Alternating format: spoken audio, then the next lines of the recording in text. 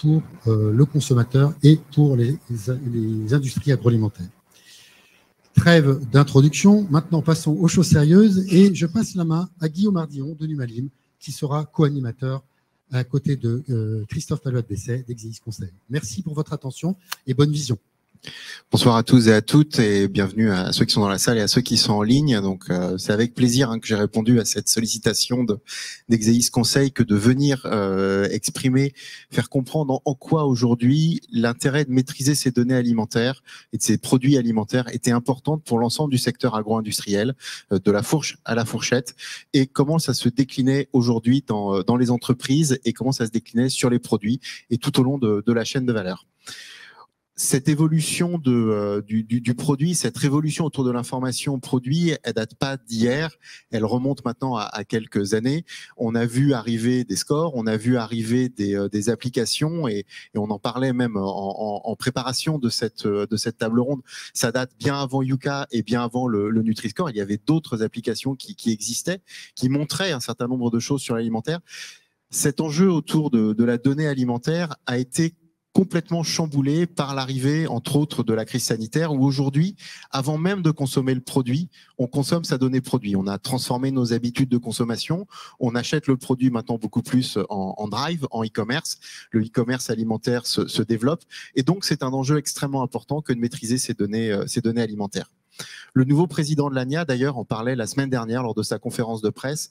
Ces sujets autour de la donnée alimentaire sont vraiment les enjeux forts de demain et des enjeux pour les industries agroalimentaires dès aujourd'hui. Et c'est à nous, tous ensemble, collectivement, de pouvoir y répondre.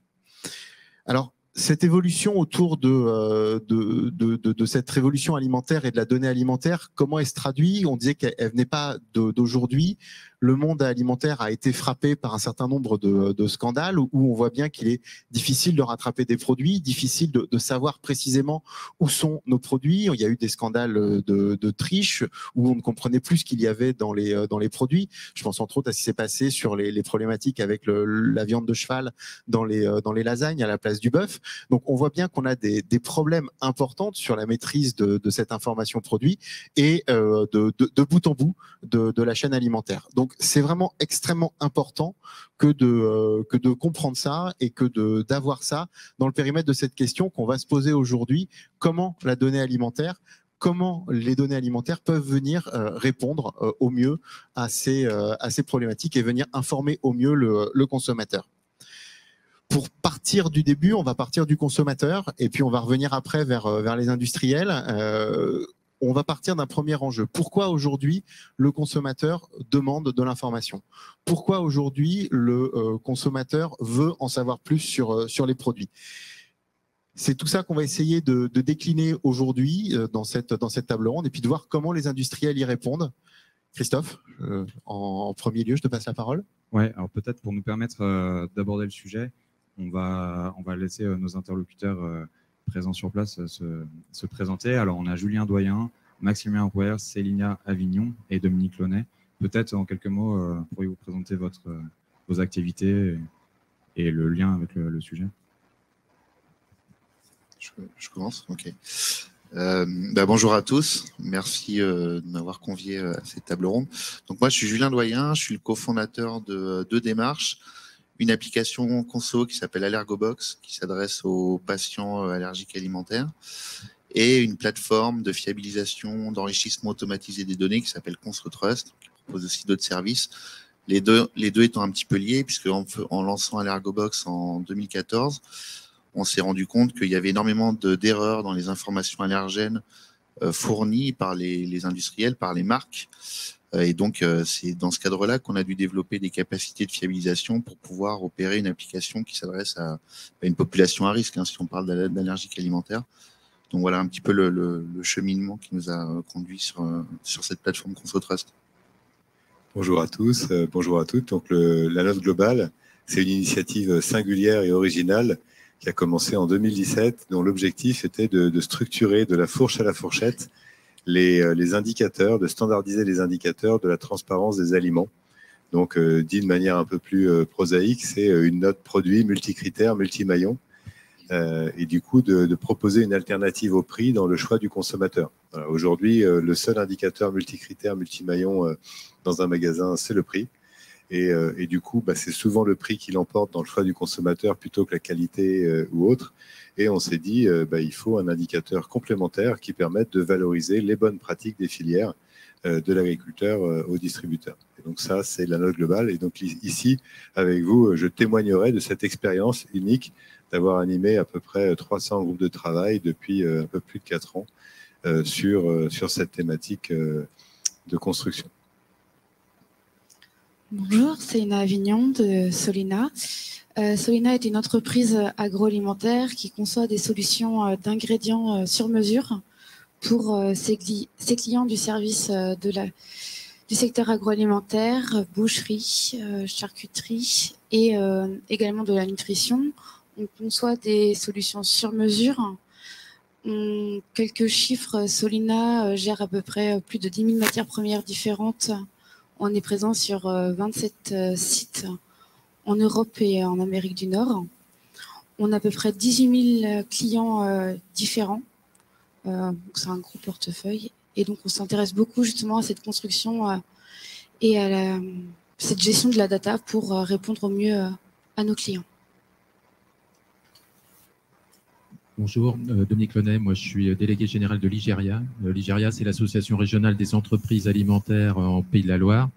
On regroupe une centaine d'adhérents qui représentent globalement un petit peu plus des 2/3 des effectifs des entreprises agroalimentaires en région. On est le lien régional de l'ANIA, qui a été cité tout à l'heure, donc l'Association nationale des industries alimentaires.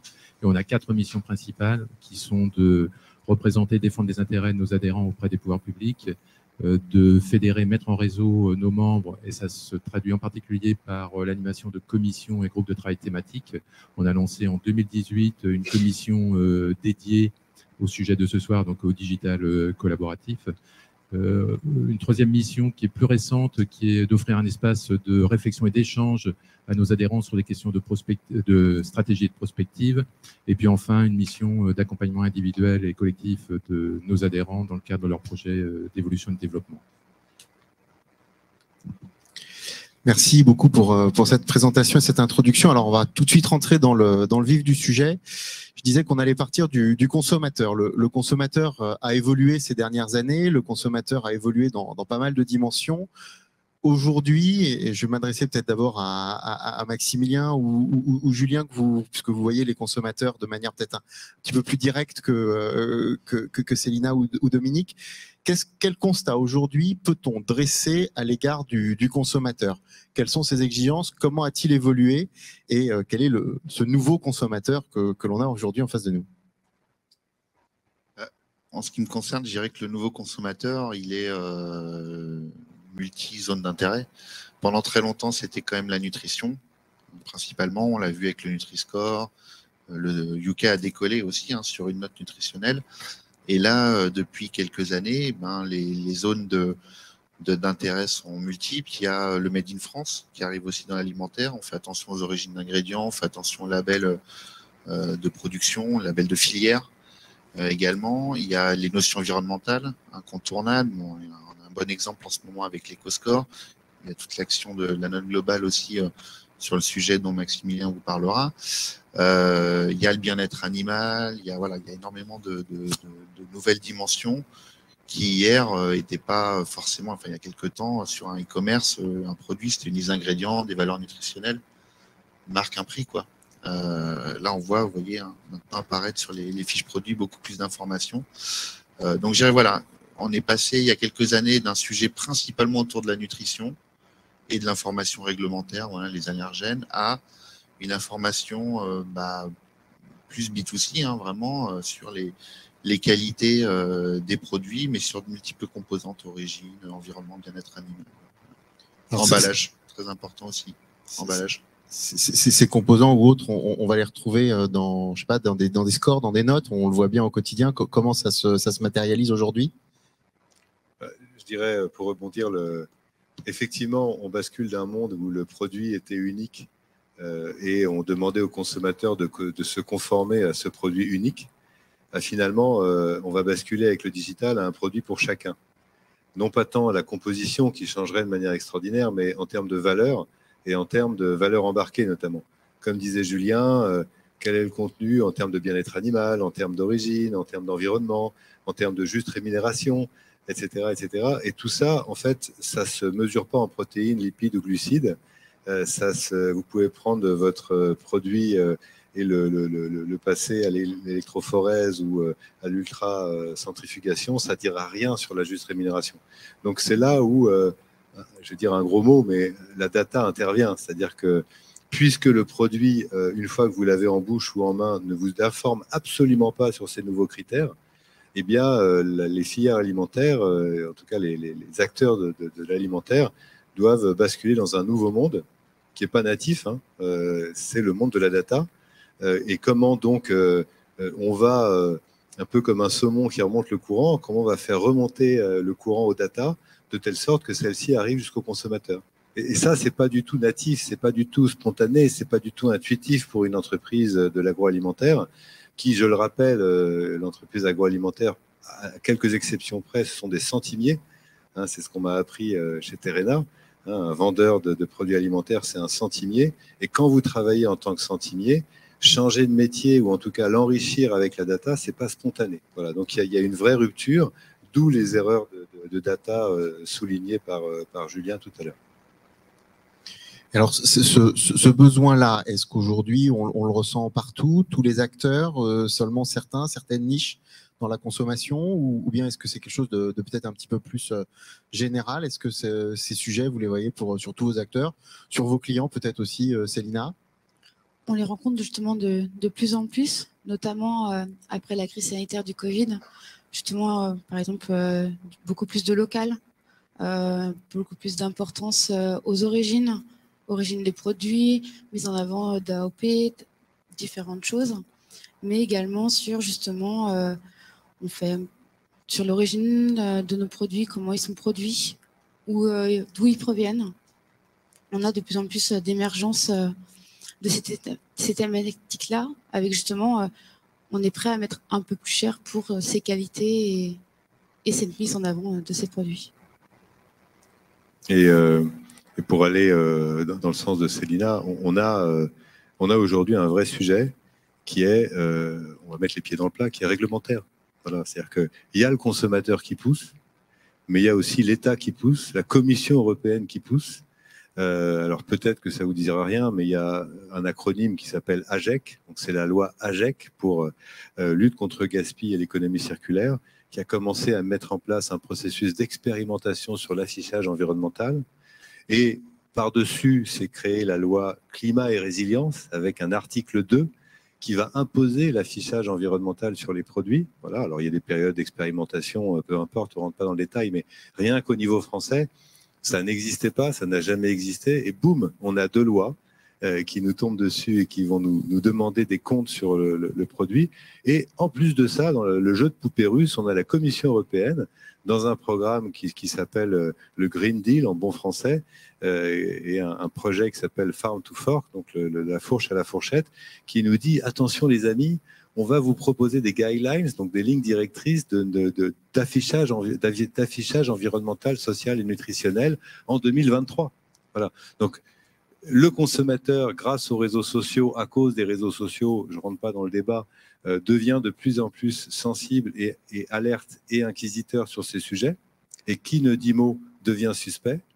Et d'autre part, on a l'État, on a le régulateur qui dit, et de toute façon, on va vous demander la transparence totale. Donc on est quand même dans une situation de bouleversement significatif. Alors justement, là, on note l'émergence de nouveaux acteurs et de nouveaux systèmes de notation. On s'intéresse non seulement au conditionnement des produits, mais aussi à leur composition, à leur transformation. On voit que toutes ces façons d'analyser le produit rencontrent un grand succès parce que le Nutri-Score désormais est obligatoire en France et s'étend en Europe. Pas encore, oui. D'accord. C'est pas grave. Mais en tout cas, de plus en plus affiché. Et les industriels et distributeurs sont lancés dans leur transformation et utilisent ça comme un outil de communication fort à tel point qu'il y en a qui disent bah, voilà, j'ai 2/3 de mes produits qui sont A ou B. Voilà. Ça soulève plusieurs questions. La première, peut-être, c'est quelle importance accorder au système de notation? Est-ce que la marque reste un atout marketing fort, puissant, ou est-ce que, au contraire, les systèmes de notation deviennent prépondérants? Julien, Maximilien. Bon, attention, si vous me donnez le micro, je le prends. La note globale, nous, on est chapeau, c'est-à-dire qu'on sait imaginer l'acteur qui va simplifier la vie des entreprises en se disant, bah, finalement, quels que soient les produits, on a besoin d'un acteur qui fasse le juge de paix et qui simplifie. Donc, il existe aujourd'hui des acteurs thématiques sur l'environnement, sur le bien-être animal, sur les questions de X, Y, Z. La note globale, comme son nom l'indique, c'est écrit dessus, elle est là pour finalement être l'étiquette des étiquettes. Voilà. Donc, le sujet aujourd'hui, c'est est-ce que la note remplace la marque? Est-ce que la note complète la marque? Est-ce que la note, à terme, va faire disparaître la marque? Et ensuite, c'est subjectif. Voilà. Donc, il est certain que la note devient un attribut, dans le jargon, devient un attribut de plus en plus important. Il part de rien, la note n'existait pas hier. La note devient un attribut de choix du consommateur en concurrence avec les labels existants, en concurrence avec les marques, en concurrence avec le prix. Voilà. Et ensuite, on est dans la phase, un peu comme dans n'importe quelle activité économique, on est dans la phase un peu de chaos créatif, où il y a une multitude d'acteurs.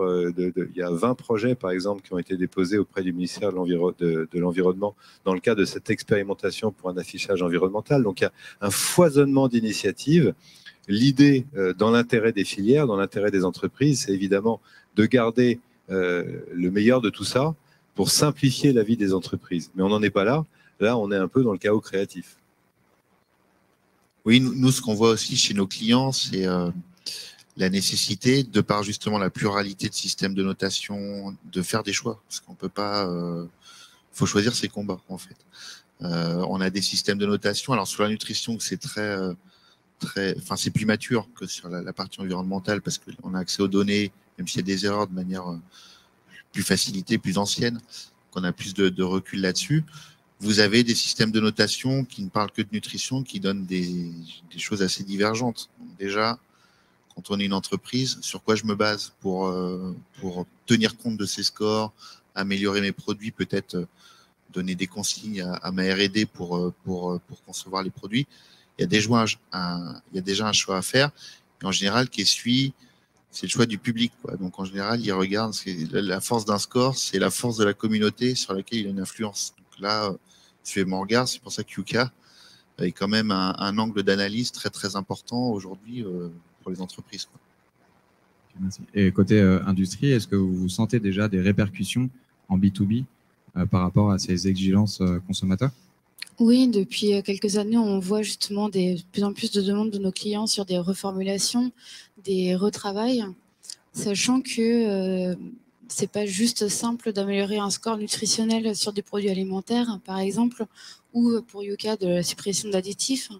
Ça a des conséquences qui peuvent être fonctionnelles sur l'organoleptique, sur la conservation. Et donc, c'est des travaux qui peuvent être assez longs pour justement garder ce plaisir alimentaire, parce qu'un produit, si on fait la meilleure note nutritionnelle et la meilleure note Yuka possible, mais si derrière, il n'est pas très bon et n'est pas consommé, derrière, il n'y aura pas de réachat. Et donc, c'est là qu'aussi la partie qualité du produit est importante et sur lesquelles on travaille en partenariat avec nos clients. Oui, moi je partage complètement cette analyse. On constate que beaucoup d'entreprises agroalimentaires ont revisité leur formulation de produits justement pour tenir compte des scores des applications et même des enseignes de grande distribution qui revoient toute leur gamme de MDD à l'aune de la notation Yuka. C'est quelque chose qui a un impact important par rapport à l'activité des entreprises agroalimentaires. Ok, merci. La deuxième question que soulève un peu l'émergence de ces nouveaux acteurs de notation, c'est un peu la capacité à vulgariser une information complexe qui provient de dizaines et de dizaines de données. comment en fait on peut réussir à combiner une information percutante, exhaustive, et pour autant qui apporte de la transparence au produit. Moi, j'aimerais faire une citation pour commencer d'un grand philosophe national qui s'appelle Coluche, voilà, et qui avait dit, vous vous souvenez, c'est parce qu'on est nombreux à avoir tort qu'on a raison. Voilà. Et si je dis ça, c'est pas anecdotique, c'est-à-dire que le processus que je représente, l'association La Loi Globale, a fédéré presque une centaine d'adhérents, qui a travaillé dur pendant 4 ans pour sortir des indicateurs qui font sens, dont l'environnement. Et effectivement, on peut le dire aujourd'hui, apparemment, comme tu l'as dit, ce qui compte, c'est l'impact. Et on a fait le travail de fond et en impact, Yuka, avec 23 millions de téléchargements aujourd'hui, mais un algorithme, on va dire, sur la partie environnementale plus, on va dire, approximatif, fait raison. C'est ce qui a été expliqué par Dominique et par Célina tout à l'heure. Du coup, attention, gardons en tête Coluche. Et c'est pas parce qu'aujourd'hui une appli révolutionne, et c'est objectif et c'est incontestable, modernise le rapport à la notation et aux data, que ça sera le choix de l'État demain, que ça sera le point focal. Donc je reviens sur un sujet qui est, on est dans la phase de chaos créatif. Les dés ne sont pas jetés, au sens ils ne sont pas arrêtés. Et il est très important de rester ouvert, même si, comme tu l'as dit Julien, une entreprise, elle ne peut pas rester ouverte 3000 ans. Mais le sujet, finalement, s'est emballé depuis janvier 2021, voilà, avec la publication de l'éco-score des applis. On est vraiment dans cette phase encore d'acceptation de la question de la data. Numalim fédère beaucoup de gens, mais pas encore les 23 000 entreprises agroalimentaires françaises. Donc, il y a encore du chemin, malgré tous nos efforts collectifs. Donc, on est dans une dynamique aujourd'hui où les dés sont jetés, mais la situation de quel est le point d'arrivée de la notation va venir dans les mois qui viennent avec l'injonction combinée de la Commission et de l'État français. Donc, attention. Donc, du coup, quand on parle de compréhension de données, c'est pas simple, Célina, vous le disiez tout à l'heure, c'est assez compliqué. Aujourd'hui, à quelles difficultés sont confrontés les acteurs de la chaîne agroalimentaire, les entreprises agroalimentaires, l'amont agricole, les distributeurs, pour fournir aujourd'hui les informations produits? Concrètement, comment ça se passe? Concrètement, c'est plusieurs sources d'informations qui peuvent être diverses et variées. Les informations qu'on peut avoir de nos fournisseurs sur les différents produits, il faut les recapter, il faut les standardiser, il faut pouvoir les traiter derrière. Donc, la plus grosse difficulté, c'est la multiplication du nombre de références, de gammes, de produits. Par exemple, chez nous, c'est 800 attributs différents pour une matière première. Donc, derrière, il faut pouvoir les gérer, les traiter. Et ce qui aujourd'hui est très complexe, c'est répondre aussi au cahier des charges de nos clients et de pouvoir leur redonner l'information derrière. Question, 800 attributs, on peut avoir quelques exemples d'attributs, ça me paraît colossal. Si je prends par exemple pour on va dire l'univers du végétal, donc on a tout ce qui est les origines, les EPI, les prix, on prend aussi leur fonctionnalité, leur impact organoleptique. On a compris. Effectivement, impact organoleptique, fonctionnalité, on voit bien que là, il y a une profondeur tout de suite. Merci. Dominique, la situation exprimée par Célina, dans les entreprises de la région, vous voyez la même chose, les mêmes profondeurs, le même niveau de maturité? Oui, ce que l'on peut dire, c'est qu'il y a une prise de conscience, en tout cas de la grande majorité des entreprises, de l'enjeu de la data. En témoigne la commission que j'évoquais tout à l'heure, qui se réunit 3 ou 4 fois par an, et le thème justement de la donnée revient régulièrement.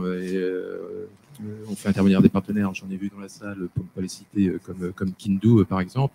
Et la dernière réunion que l'on a pu organiser portait justement sur le thème de la digitalisation, du partage des données et de la notation. Et on avait pu faire intervenir Numalim, la note globale, et puis un acteur intermédiaire qui peut être intéressant, qui est Crystal Chain, qui nous présentait ses solutions de blockchain.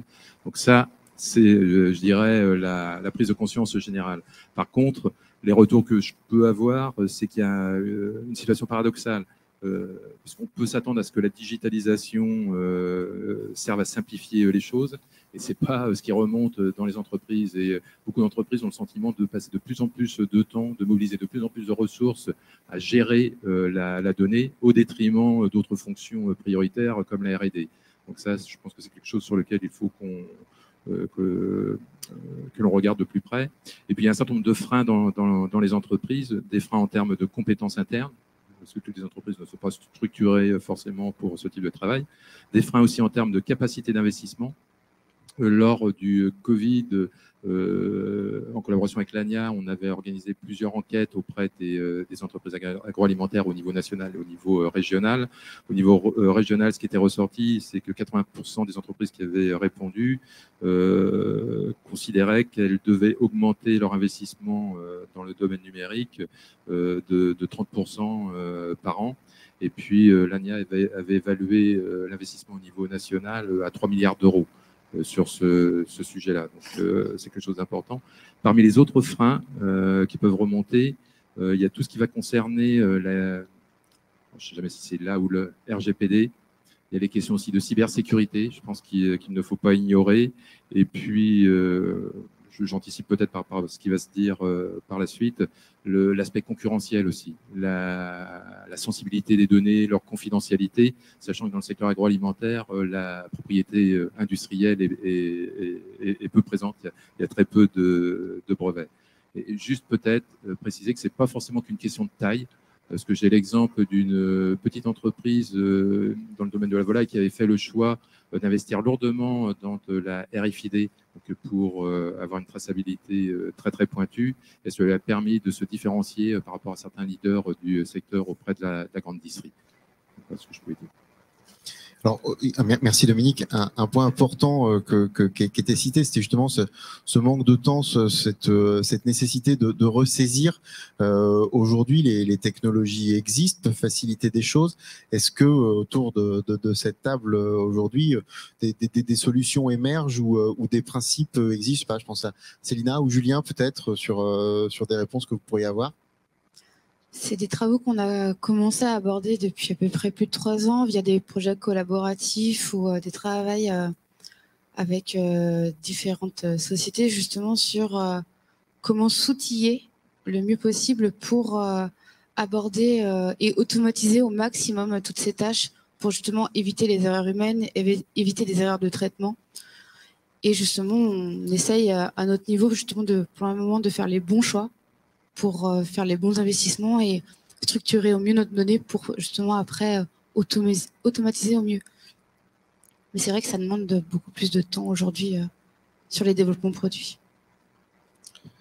Moi, je dirais que c'est, désolé pour le quart d'heure pro, mais c'est un peu la vocation de la plateforme ConsoTrust, puisqu'elle est là justement pour répondre à ces problèmes de productivité en automatisant la détection des informations sur tout type de support, quels que soient les types de documents, les images, les fichiers texte, les scans, enfin tout le corpus documentaire qu'on peut trouver chez un industriel.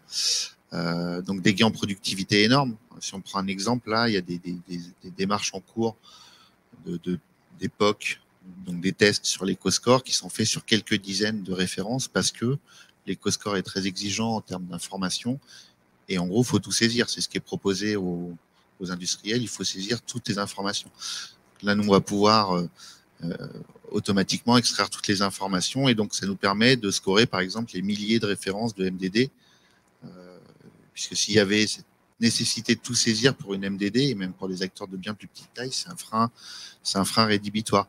L'autre point aussi que je voudrais souligner, quand on parle de représentativité des scores, c'est la fiabilité. En fait, il y a beaucoup de scores qui vous sont livrés comme ça, voilà, tels qu'ils sont, mais on ne peut pas les challenger finalement. Vous lisez une note Yuka, vous lisez un EcoScore, même un Nutri-Score sur un e-commerce, est-ce qu'il est juste? On ne le sait pas. Il y a un cas d'école actuellement, je ne vais pas donner de nom, mais il y a un baromètre qui est sorti sur l'éco-score qui a été fait, donc qui concerne les MDD, sujet qu'on connaît très bien, pour lesquels on a toutes les informations sur les emballages, origine qu'on extrait automatiquement. Donc, il y a un baromètre qui a été fait sur l'éco-score de MDD qui est archi faux, qui a été fait avec un côté très partiel de la donnée. Et en fait, ce qu'il faut voir avec ça, c'est que c'est fait aussi parce que personne ne peut challenger. Donc, les acteurs se sentent en confiance, ils sortent des baromètres comme ça. Ça leur revient un petit peu dessus. Et en fait, personne n'a y gagné parce que l'éco-score perd du crédit. Les MDD qui sont cités dans le baromètre, sauf si elles sont tombées du bout côté de la pièce, mais ils ne comprennent rien. Donc elles savent très bien qu'elles n'ont pas donné de données. Elles savent très bien que les données nécessaires ne sont pas accessibles publiquement. Qu'elles ne voient pas comment ces scores sont calculés. Donc tout le monde a y perdre finalement. Et quand on parle de transparence, je pense que c'est important aussi que ceux qui soient à l'initiative des courants un petit peu qui répondent aux souhaits des consommateurs, donc les applications communiquent aussi un petit peu sur comment ils travaillent, comment ils calculent leur score et quelles données ils utilisent. Ça, c'est quelque chose qui n'est pas très très répandu quand même. J'ai beaucoup entendu parler de fiabilisation de la donnée, j'ai beaucoup entendu parler de qualité de données. C'est un enjeu critique, j'entendais 800 attributs sur 10 000 références, c'est énorme à gérer, c'est impossible à gérer. Enfin, en tout cas, c'est très compliqué à gérer. Comment on peut faire? Comment vous faites côté Solina pour gérer ça? Est-ce que c'est des grands inventaires de données comme de qualité? Est-ce que c'est des process continus? Est-ce que c'est un outillage particulier? Est-ce que c'est du process, des personnes? Quelle transformation métier ça amène derrière? C'est surtout via un bon cahier des charges pour définir après justement des outils à utiliser. On utilise beaucoup de logiciels justement pour gérer nos données, que ce soit nos données pour la formulation, des données pour la qualité, des données pour les achats de nos matières premières, le sourcing. Donc on essaye au maximum d'automatiser et de gérer ces données dans des outils. Aujourd'hui, nos outils arrivent peut-être à la limite justement pour répondre et être le plus acteur sur les enjeux de demain, notamment sur les nouveaux scoring qui arrivent, construire au mieux notre data pour justement derrière brancher différents API pour après traiter et au mieux accompagner et être acteur de l'amélioration, par exemple, des éco-scores, être acteur de l'amélioration des scores. Par exemple, SIGA, implémenter aussi toutes les données procédées. Aujourd'hui, on traite beaucoup les données brutes qui peuvent être des attributs des matières premières, mais on a aussi une volonté d'intégrer aussi des données procédées qui peuvent impacter, par exemple, penser à SIGA, l'ultra-transformation des produits. Donc, quel est notre degré de transformation aujourd'hui? C'est des choses qui se font à la fois au niveau de la production, de la qualité, de la R&D et de nos services informatiques pour justement travailler ensemble sur quelque chose qui corresponde à tout le monde. Ouais, moi, j'aimerais compléter déjà en étant assez admiratif de ce que fait Solina. Le premier retour d'expérience qui nous a surpris à l'Anode Global au bout de près de 3 ans, même plus de 3 ans de co-construction du référentiel, c'était un moment qui nous a tous un peu traumatisés. C'est quand le référentiel était quasiment fini et qu'on est passé à la saisie, à la notation dans les entreprises. Donc les entreprises qui avaient co-construit ce référentiel étaient très fières d'avoir un référentiel qui rendait compte fidèlement de ce qui était fait tout le long de la construction du produit. Et en fait, quelle ne fut pas la surprise de tout ce beau monde, moi y compris évidemment, en constatant que finalement les données disponibles ne représentaient que moins de 1% du référentiel. Voilà. Donc on a tous été traumatisés de s'apercevoir que, en fait, excusez-moi, c'est choquant, mais on ne sait pas ce qu'on vend. Voilà. À de très rares exceptions près, qui vont être des produits filières, on connaît le producteur, on connaît le transformateur 1, le transformateur 2, voilà. Et en fait, aujourd'hui, et c'est un verbatim de groupe de travail, évidemment, je n'aimerais personne, mais Maximilien, tu nous embêtes, on ne saura jamais ce qu'on vend. Voilà, donc on est entre nous en B2B. Il y a bien une réalité dans la transformation, et pour être un peu concret, sur un produit alimentaire pas très élaboré, mais déjà pas mal élaboré. On peut compter jusqu'à 28 maillons, 28 acteurs qui ont contribué à la production du blister de vente dans la grande surface, 28. On peut compter 300, 400, 500 fournisseurs pour ce même produit. Voilà. Donc ce sont des exemples qui vous permettent de toucher du doigt la réalité quand tout d'un coup vous dites, alors sur ces 28 maillons et sur ces 300, 400 fournisseurs, je vais remonter la data pour répondre à l'injonction du consommateur. Parce que le consommateur aujourd'hui, il veut tout connaître, il veut la réponse à tout. Et vous voyez, vous percevez un peu la réalité et là, on voit bien qu'on a un sujet et qui est le changement du métier. Voilà, le changement du métier. Je produis du poulet, je produis de la carotte, je ne produis pas de la data. Eh bien, il va falloir apprendre à produire de la data. Ça va devenir indispensable et consubstantiel de la valeur payée par le consommateur. C'est une révolution. Est-ce qu'on a des illustrations justement concrètes de transformation de ces différents métiers, de ce changement, de cette révolution dont parle Maximilien? Pour l'instant, chez nous, pas encore. C'est des choses qu'on a amorcées. On essaye aussi de se rapprocher des bonnes personnes, notamment par exemple, on travaille des startups qui permettent, qui sont des sociétés qui, par exemple, Alma Food, une société numérique qui est spécialisée dans l'information produit et des procédés. On essaye de se faire accompagner, mais on est au tout début de la brique pour justement appréhender tous ces changements et construire. On préfère prendre notre temps aujourd'hui de bien construire les bases pour après, derrière, gérer au maximum toutes les informations qu'on le souhaite. Et on sait qu'aujourd'hui, ça va vite. Aujourd'hui, on parle d'éco-score, mais peut-être que demain, on parlera d'autres systèmes. On essaie de le faire sur le Nutri-Score à notre échelle, sur des outils d'automatisation, mais on reste encore, pour les autres scores, à l'automatiser. Encore une fois, l'Europe a bien parlé d'étiquette durable. Donc, appelons ça Durascore entre nous si on veut. Hein. Mais c'est le Nutri-Score, plus l'éco-score, plus l'origine, plus le bien-être, les animaux. Voilà, donc de toute façon, c'est écrit. Et le sujet, c'est comment on y va. Voilà. Et surtout, être prêt pour y aller et pas justement subir ces changements. Nous, c'est surtout ça aujourd'hui, c'est qu'on essaie d'anticiper au mieux pour se préparer et pouvoir accompagner nos clients justement sur ces affichages et pouvoir fournir les données qui leur sont nécessaires pour leurs produits, pour mettre en avant si c'est un éco-score demain, parce que c'est l'aspect réglementaire, donc il y a l'aspect obligation, mais être prêt et ne pas justement subir ces changements et ces scores.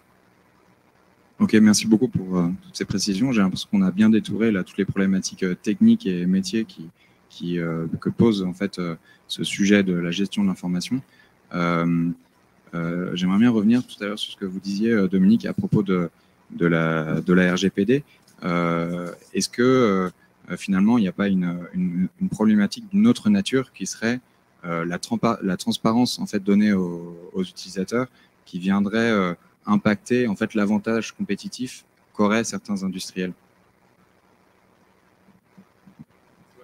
Je pense que ça rentre, comment dire, en ligne. Enfin oui, dans les réflexions, comme je le disais tout à l'heure, le secteur agroalimentaire est très particulier, il est très concurrentiel. On a une grande distribution qui est très concentrée avec des marques de distributeurs, donc, et avec très peu de possibilités d'action, sauf si je me trompe, en termes de propriété industrielle et intellectuelle. Donc c'est vrai que ça rentre forcément en ligne de compte et les entreprises sont très sensibles à ces questions-là. Et pour discuter assez régulièrement avec les membres de la commission digitale collaborative, même les responsables informatiques d'entreprises bien structurées se posent tout un tas de questions. Donc, on est en plein mouvement, comme le disait tout à l'heure Maximilien, et c'est vrai que c'est pas simple parce que on manque de visibilité, justement. Oui, au niveau de justement cette propriété intellectuelle, cette partage, c'est pas tout le temps facile, c'est pas forcément habituel en agroalimentaire, notamment parce que on crée des recettes et des recettes sont pas protégées par des brevets. Donc justement aujourd'hui, par exemple chez Solena, on est sur des réflexions du genre où sont la valeur de notre entreprise. Est-ce que la valeur, c'est la recette qu'on vend aux clients, ou est-ce que justement, c'est pas aussi tout le service et l'accompagnement, le choix des fournisseurs qu'on a fait, la qualité de nos produits, la qualité organoleptique, et donc sur quelle information on serait prête aujourd'hui à communiquer et à être le plus transparent possible. Mais c'est des choses qui se font en consortium, pour moi, qui se font en consortium avec d'autres acteurs pour qu'on définisse quel cahier des charges on souhaite établir, justement pour quelles données on est prêt à partager publiquement, qui ne mettent pas à mal notre corps du métier, notre savoir-faire, tout en justement se protégeant. Mais on n'a pas forcément aujourd'hui de réponse à fournir. Mais ce travail doit se faire justement ensemble avec justement les concurrents, l'ensemble de la filière, pour savoir quelles informations on souhaite partager. Est-ce que, par exemple, une origine d'un produit est facilement publiable? Est-ce que, par exemple, des recettes et des quantités d'ingrédients est facilement publiable? Donc, c'est des choses qui se définissent et qui doivent se discuter ensemble en mode collaboratif. J'ai envie de rebondir encore une fois en félicitant la pertinence de ce que tu viens de dire, Célina, parce que je vois une vraie maturité. Moi, je traduirais ça de manière un peu brutale, excusez-moi, mais c'est l'évolution du business model, en fait. C'est-à-dire que si on file le propos, il y a eu la révolution de la data. À une époque, vous vous en souvenez, on disait data is gold, et on avait l'impression qu'on allait vendre des data et que les vendeurs de produits alimentaires allaient devenir riches en vendant de la data. Non, pas tout à fait, en fait. Mais là, commencer à dire que c'est pas dans la recette, c'est peut-être plus dans la recette, c'est peut-être dans des à côté de services. On voit qu'il y a un glissement et qui va se traduire par un glissement du modèle économique. Donc, ça ne sera pas de la data, mais ça ne sera plus de la recette. Donc, il y a bien quelque chose entre plus de la recette et pas de la data, et ça va être cette notion de nouveau service autour d'un métier traditionnel. Et c'est ça que je trouve passionnant, en fait, à partager, c'est que ces nouvelles exigences, que ce soit réglementaires ou consommateurs, finalement, il y a un bout de tunnel qui peut donner espoir pour basculer peut-être le métier de un peu moins centimier, par exemple, un peu plus de valeur. C'est très intéressant. Comment faire? J'ai bien compris, le produit s'enrichit, le produit s'augmente d'un certain nombre de données. On parle beaucoup de produits augmentés, de produits virtuels de bout en bout. Mais au-delà de ces difficultés aujourd'hui, s'il y avait des bonnes pratiques, s'il y avait des conseils, des pièges dans lesquels ne pas tomber, par où commencer, par où attraper cette grande problématique pour les entreprises aujourd'hui? Personnellement, c'est pas se précipiter justement par rapport à tous ces changements, ne pas faire de choix trop rapides, bien se poser justement avec l'ensemble des services et des entités de l'entreprise pour justement bien définir un bon cahier des charges. Je sais que chez Solena, il y a des erreurs dans le passé qui ont pu être faites justement peut-être par précipitation, ou des cahiers des charges pas assez détaillés ou spécifiques, anticiper justement tous les changements qui peut y avoir. Mais une bonne gestion de la donnée passe par des bons outils qui soient adaptés justement aux changements et qui sont évolutifs. Pour compléter, je pense que la première étape, c'est de sortir d'une espèce de déni et de se donner les moyens en homme, en considérant que c'est inéluctable et qu'il faut acquérir les compétences en interne, un minimum de compétences en interne, que le chemin va être long. Donc, il est important de ne pas se dire que tout s'arrête aujourd'hui et qu'il faut avoir décidé. Mais première étape, ne pas être dans le déni, parce qu'il faut être clair, quand vous êtes dans l'alimentaire, le digital, c'est quand même très loin.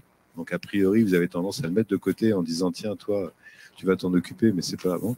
Donc, c'est pas dans le déni. Se doter en homme et commencer à observer les grands mouvements de troupes, parce qu'on parle de guerre, si on veut être un peu moins dans le politiquement correct.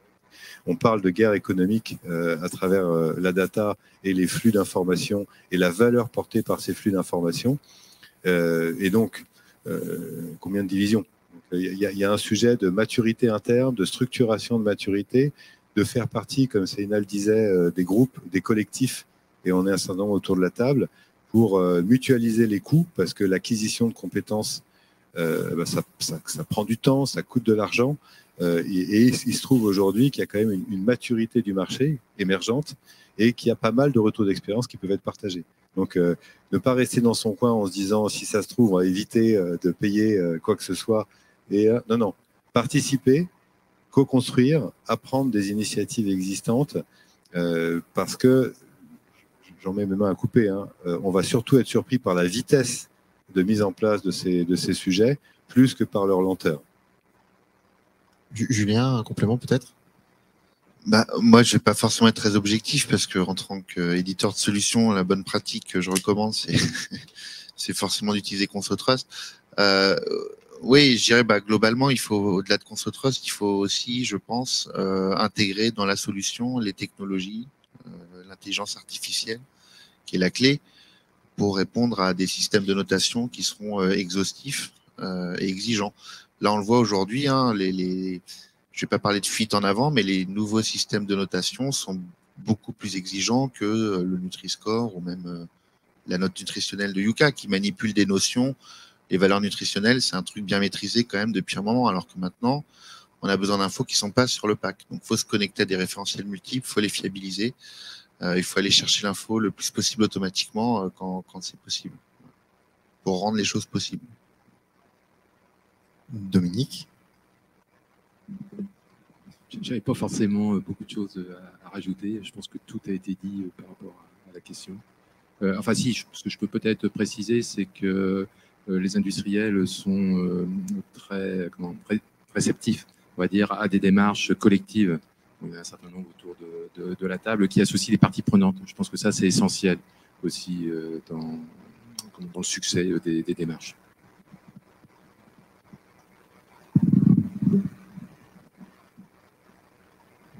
Merci à toutes et à tous pour ce témoignage et ce débat. Et moi, j'ai retenu que, effectivement, le phénomène aujourd'hui de ces Nutri-Score et des notations, vous m'arrêterez si je dis des bêtises, je ne suis pas un expert, mais on voit bien qu'il y a les marques qui sont un petit peu challengées. On change de paradigme dans lequel ces scores doivent être pris en considération, mais avec un grand chaos. J'ai retenu ce terme. Mais dans le chaos, il y a souvent des rebonds. Il faut s'y préparer, c'est pas simple. Aujourd'hui, on est un petit peu dans le flou, c'est normal. Il faut peut-être reprendre la maîtrise de cette donnée qui, pour l'instant, n'est peut-être pas maîtrisée, n'est peut-être pas encore connue, n'est pas maîtrisée par les industriels. Et c'est normal, ça vient d'arriver. Il ne faut peut-être pas se précipiter. J'ai entendu également, parce que finalement, comme dans tout marché, il y a d'autres secteurs d'activité qui ont connu de telles transformations issues de la data, eh bien, il va y avoir des mouvements de pensée, des courants. Il va falloir les saisir, il va falloir naviguer dans ces courants. Donc, les investissements sont colossaux. Forcément, on aurait tendance à les faire très vite.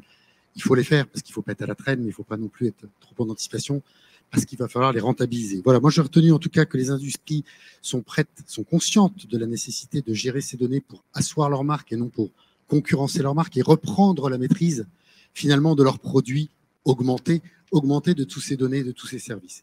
Un grand merci pour la richesse de ces échanges. Et je vous propose, avant de passer à autre chose, de répondre aux questions qu'il pourrait y avoir dans la salle ou, si on a les moyens, d'interroger les gens qui sont à distance, pouvoir répondre à quelques questions. Encore un grand merci pour la qualité de ces échanges.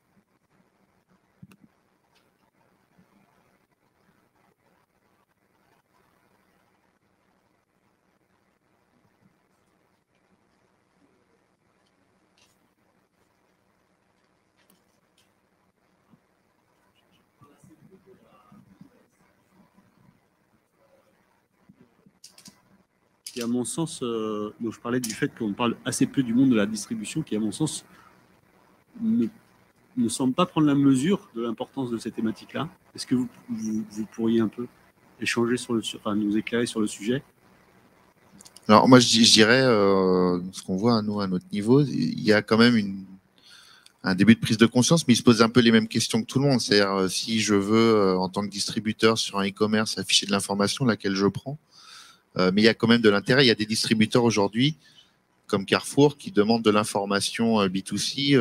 Enfin, si vous avez peut-être entendu parler d'Act for Food, mais qui demandent de l'information de manière assez précise aux industriels. Donc, ça, c'est bien pour faire de l'expérience client par rapport à toutes ces notions-là. Et les autres distributeurs suivent. C'est-à-dire qu'il y a énormément de démarches actuellement pour avoir justement ces informations. Mais l'expert, moi je ne suis pas de Carrefour, donc je ne pourrais pas témoigner, mais on voit par exemple quand ils demandent ce type d'informations, ce n'est pas un problème parce qu'ils demandent les labels, enfin ces choses sont sur le pack, hein, les additifs, il suffit de les lire. Mais pour autant, ça ne remonte pas. Et le taux de complétude et le taux d'erreur, enfin le taux de complétude est faible et le taux d'erreur est élevé dans ce qui est rempli. Moi, je vais répondre en 2 niveaux. Le premier, il est simple, c'est en fait dans les fondateurs de la note globale, on a Auchan et Intermarché. Dans les adhérents, on a Système U et Carrefour. Et je peux vous dire que depuis le début, ce ne sont pas les derniers à pousser pour avancer le dossier. Donc, premier niveau d'information ou de réponse, monsieur. Et le deuxième, c'est qu'en fait, je m'attendais à ce que vous disiez, on ne parle pas beaucoup des agriculteurs. Voilà. Donc, j'avais préparé une réponse sur les agriculteurs en vous disant, effectivement, ce sont souvent les laissés pour compte de ces dossiers parce qu'ils sont éparpillés. C'est la multitude par rapport à 6 distributeurs ou 20 000 industriels. Et donc, j'avais préparé cette réponse que je vais vous livrer. Merci de l'avoir posée. En fait, le sujet des agriculteurs, c'est qu'aujourd'hui, ils sont tous dans une démarche d'innovation et ils n'arrivent à transmettre que 10-20% des innovations qu'ils font. Et donc, tout le sujet aujourd'hui, c'est d'être capable d'avoir construit des outils de data, encore une fois, pour valoriser tout ce qui est fait et pas simplement par les hommes et les femmes extrêmement puissantes du marketing, que ce soit de l'industrie ou de la GMS, mais aussi pour valoriser ce qui est fait dans les champs et dans les élevages. Et je témoigne ici que c'est très, très riche d'innovation. D'autres questions ?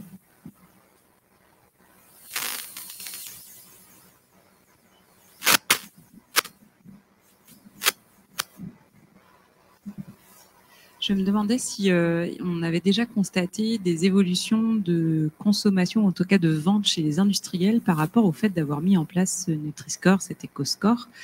Je sais que sur des applis de e-commerce, on voit les Nutri-Score qui sont mis sur certains produits, pas sur tous. Est-ce que les industriels ont constaté que certains produits se vendaient mieux du fait de l'affichage d'un score, quel qu'il soit ?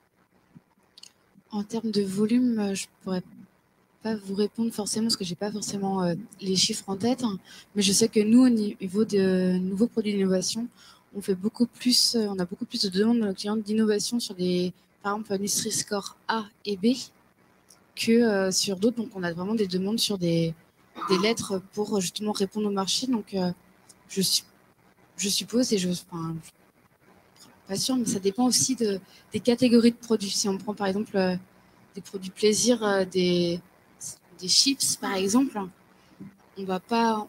C'est pour quand on le consomme. Par exemple, si on va sur le rayon des yaourts ou de la charcuterie, là, ça peut être un peu différent parce que c'est des choses quotidiennes qu'on consomme. Donc, on fait un peu plus attention à ce qu'on achète.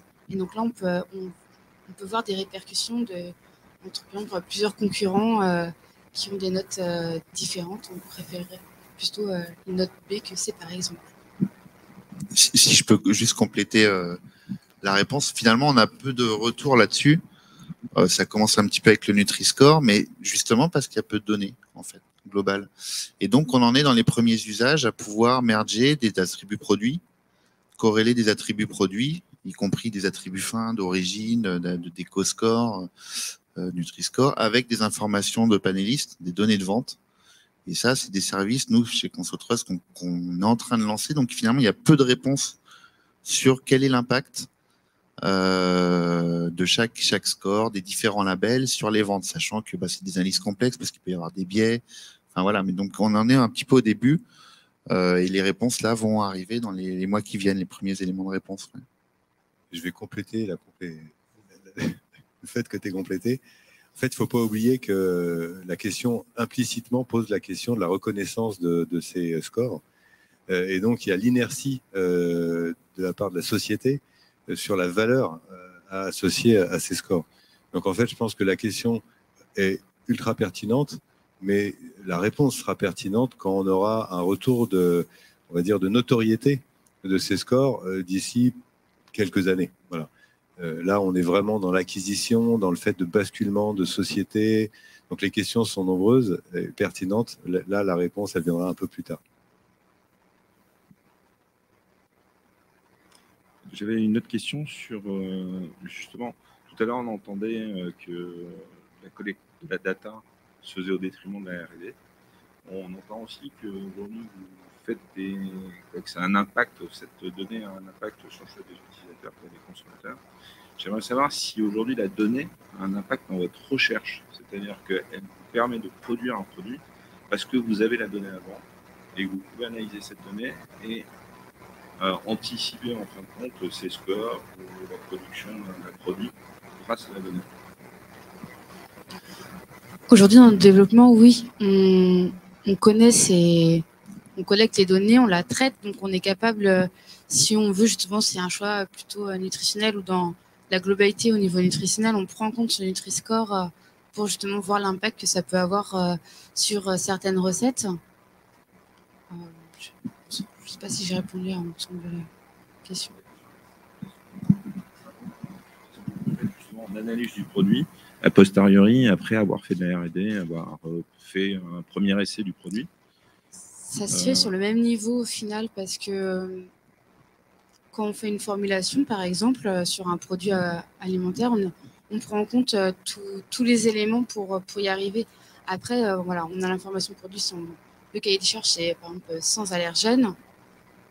On a déjà le screen d'ingrédients qui se fait.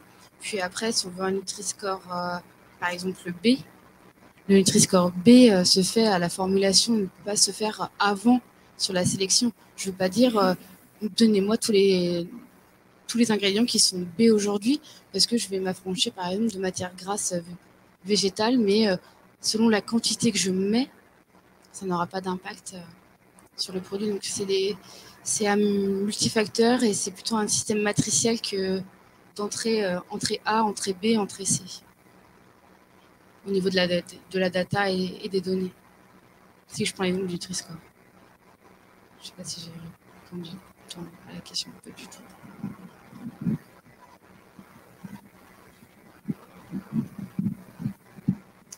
Bonjour, moi j'ai une question. J'ai compris que là, le nerf de la guerre, c'était un peu la collecte et le traitement de la donnée. Est-ce qu'on a une idée, une fois qu'on aura les bons indicateurs avec toutes les données qui seront collectées, quelle sera l'étape d'après, à votre avis, pour les industriels, pour pouvoir justement l'exploiter ou encore améliorer leur performance autour de cette donnée produit? Pour moi, l'étape d'après, c'est la plus importante, c'est l'usage. Parce que la donnée en elle-même, elle ne vaut rien. Enfin, elle ne vaut rien. Elle ne vaut rien si on ne peut pas s'en servir. Donc, derrière, c'est tous les services, on en parle un petit peu là avec la question, mais qui vont permettre de faire des simulations, d'assister tous les métiers de l'entreprise, la R&D, le marketing dans les prises de décision. Ça va être ça, en fait. C'est aussi ce type de service que nous, on essaie de construire sur la donnée. Il y a la donnée elle-même, passage obligatoire, et derrière, ça va être les services d'usage et la possibilité de la partager largement avec tous les acteurs de l'écosystème, quoi. Pour être très, très concret et hyper basique, de manière assez caricaturale, aujourd'hui, la relation client-fournisseur, ça s'est caricaturé dans un box qui relève un peu du tribal, avec souvent un rapport dominé-dominant plus ou moins assumé, et quasiment un niveau de dialogue qui est volume-prix. Avec la critérisation dont on parle ici, on va rentrer dans quelque chose d'infiniment plus subtil et du coup dans l'aptitude des parties à générer effectivement de la valeur, puisqu'on sortira du côté boulum dans la case. Vous voyez. Donc, je pense que ce n'est pas tout à fait anecdotique dans le cas de filière de centimiers d'avoir pour la première fois une aptitude à catégoriser les valeurs du produit de l'amont à l'aval. On rentre dans une nouvelle ère. Et du coup, en termes de valeurs créées, perçues, d'histoires qu'on va raconter dans le box des acheteurs, c'est une autre histoire, extrêmement enthousiasmante en fait. Moi, j'ai une petite question. Une évolution qu'on constate sur d'autres secteurs d'activité classiques de l'utilisation de la data, c'est le sujet de la meilleure segmentation ou meilleure personnalisation du produit pour le consommateur. Quelle est votre opinion sur les étapes qui peuvent aboutir et conduire à cette personnalisation, si tant est que vous pensez qu'il y en aura une? La première étape, méta, on l'a discuté ici, c'est le score un peu générique, peu importe le support. mais ensuite on rentrera grâce au digital à l'interfaçage ou à l'hybridation entre le profil de l'individu, le profil personnel en termes de valeur, en termes de santé, par exemple allergie. Donc il va y avoir une hybridation entre l'ultra-caractérisation de l'individu et de son profil et le produit. Et on arrivera donc finalement à une ultra-personnalisation, ce qui me permet de boucler avec mes premiers propos. On passe d'un produit pour tous à un produit pour chacun. C'est très très lié à la maturité aussi, parce que si on prend l'historique, les premières applications, donc enfin les premières, avant Yuka, les Noteo, Shopwise, étaient des applications avec un profil qu'on pouvait personnaliser justement ses préférences. Tout a été embarqué par Yuka et son approche justement globale. Mais donc maintenant, si on progresse sur les données, peut-être qu'effectivement, on peut revenir à plus de personnalisation. Mais je voulais juste préciser qu'on en vient de là, en fait. Et c'est Yuka avec une approche hyper ludique, hyper simple et généraliste, finalement, enfin, pas sur profil. Un onboarding très simple des utilisateurs a raflé la mise sur ce sujet-là, en fait. C'est ce qu'on a pu voir. Je pense qu'on va évoluer vers une alimentation plus personnalisée, via aussi un rapprochement qu'évoquait Maximilien tout à l'heure, entre les acteurs de la data, les acteurs de l'alimentation et les acteurs de la santé. Je pense que les cartes vont aussi se redistribuer, pas demain, mais à moyen terme dans ce domaine-là, sachant qu'on a de plus en plus de connaissances, par exemple, du microbiote. Enfin, il y a tout un tas de choses qui vont pouvoir venir alimenter ces évolutions.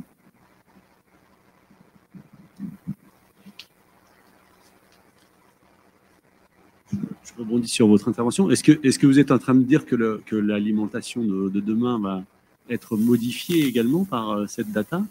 J'en veux un peu l'exemple du fait que toutes les industries agroalimentaires ne sont pas particulièrement heureuses de leur notation Yuka.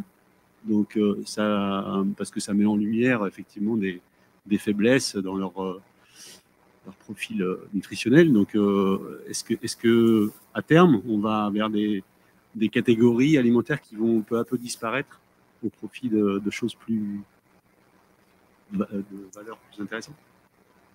Ça dépend vraiment du profil du consommateur et de pourquoi il achète tel produit ou un autre. Parce qu'il ne faut pas non plus oublier qu'aujourd'hui, la grande distribution, les industries agroalimentaires, c'est pour apporter des solutions pour tout le monde, pour à la fois des gens qui ont telle ou sensibilité.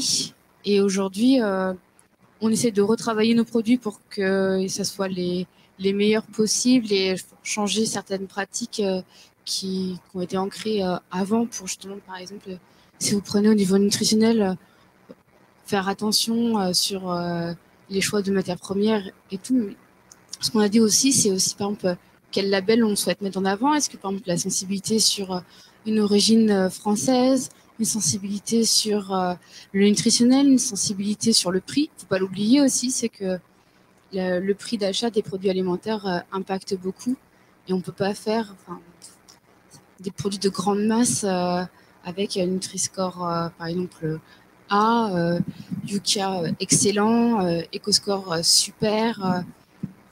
Ça, pour tout le monde, voilà. Je pense qu'il y a un compromis, il y a des profils complètement différents qui vont arriver, mais le scoring pourrait justement répondre à certaines personnes qui sont très sensibles, par exemple, à Yuka. Oui, puis il y a une spécificité quand même de l'alimentaire qu'il ne faut pas oublier, c'est la notion de plaisir, qui échappe un petit peu à la notation. Moi, j'aimerais souligner qu'en parallèle de tout ce qu'on discute là, il y a des petites PME comme Google ou Apple qui investissent des milliards sur la santé connectée, sur la connaissance du génome et de plein d'autres choses dont ce n'est pas l'objet ici, et qui font qu'il y a deux mondes qui, à un moment, vont se télescoper. La connaissance fine des besoins de l'individu au niveau de santé et, en face, l'offre alimentaire. Et donc, le sujet, aujourd'hui, où on connaît tous, malheureusement, des gens qui, parce qu'ils sont atteints d'une maladie grave, arrêtent de manger tel ou tel produit pour éviter d'accélérer le processus de maladie. Et là, quand on vous dit, écoute, il faut arrêter truc ou machin, ou sinon tu meurs demain, en général, on arrête truc et machin.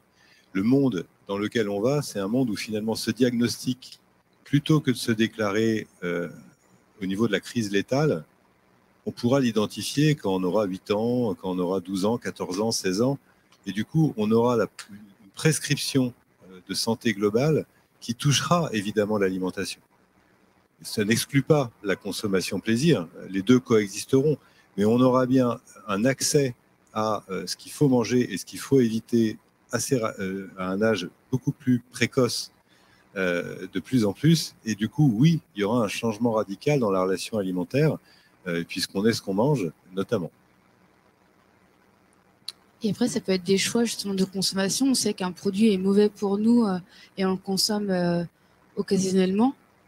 Et je prends l'exemple, par exemple, je sais pas, d'un produit pour les apéros, voilà, on en consomme très peu. Et puis, il y a des produits, voilà, c'est aussi une certaine éducation. Plaisir, c'est un équilibre qu'il faut avoir au niveau de son alimentation, mais tout ne peut pas être fait à l'aide de scores, je pense aussi.